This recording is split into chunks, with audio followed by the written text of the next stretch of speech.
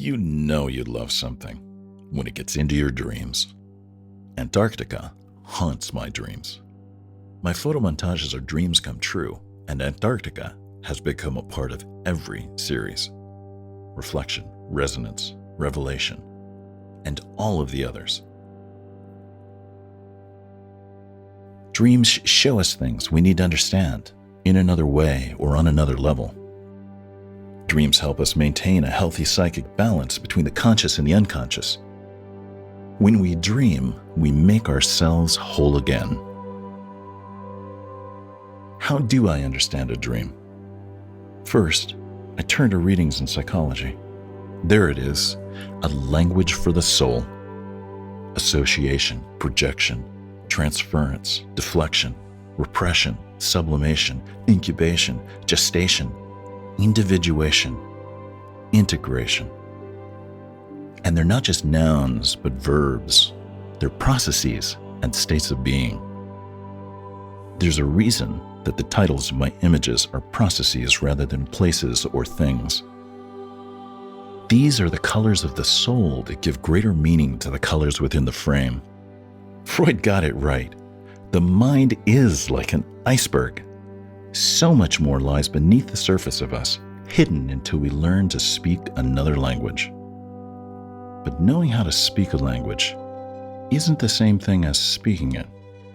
So to know a dream, I talk with it, and I talk with myself about it. I initiate, cultivate, and sustain this inner dialogue. I interpret my dreams like art.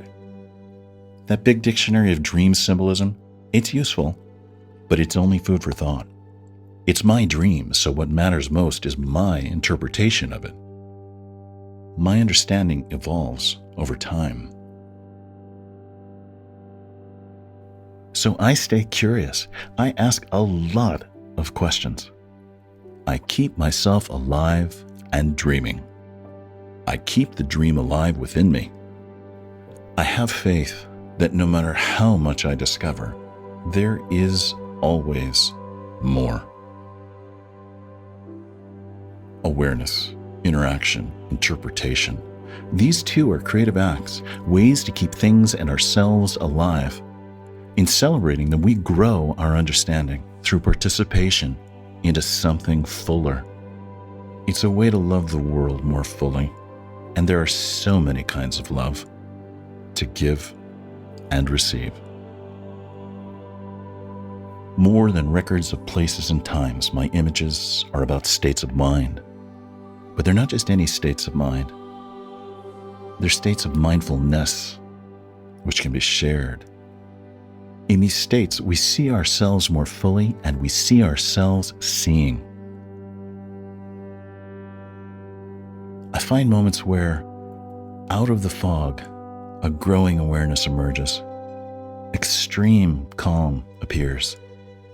Greater clarity reveals not only the surface of things, but also what lies below and above them. Many perspectives are seen simultaneously. Unexpected alignments appear. Universal patterns arise. Connections reveal greater wholes. Time expands and contracts, merging many moments into a single continuum. Waves of energy flow and interact. Turbulence gives way to a new coherence. The energetic nature of everything becomes visible. The life within all things is made visible. It might be tempting to think of these as transformational and transcendent experiences. I think of them as immersive and immanent experiences. We are not apart from nature. We are a part of nature.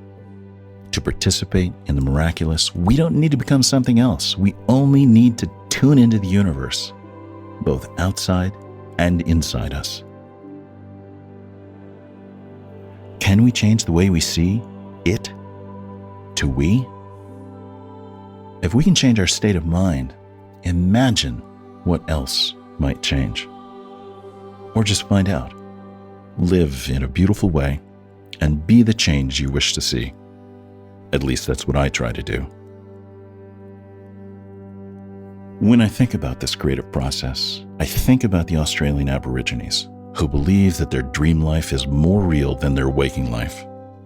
Going on their walkabouts, they revive themselves and the lands they walk through awareness, presence, song, story, making images, and dreaming. They believe that both the land and they grow barren if they don't. And if they do, both are rejuvenated. I find that the place that I'm in changes my dreams. I wonder, can a place dream? Can a place's dreams get into me? Do my dreams get into a place? I have found that the spirit of a place awakens the spirit in me. We may even awaken each other. Within the land, I find the land within. I choose to cultivate this garden of the spirit. We can all keep the lands inside us vital, and in so doing, we may also restore the health of the lands outside us. If dreams help us rebalance our psyches, our dreams of the earth can help us rebalance our relationships with nature. We can move to wholeness and even oneness if we choose to. I haven't finished my journey, but so far, it's been remarkable. I hope yours is too.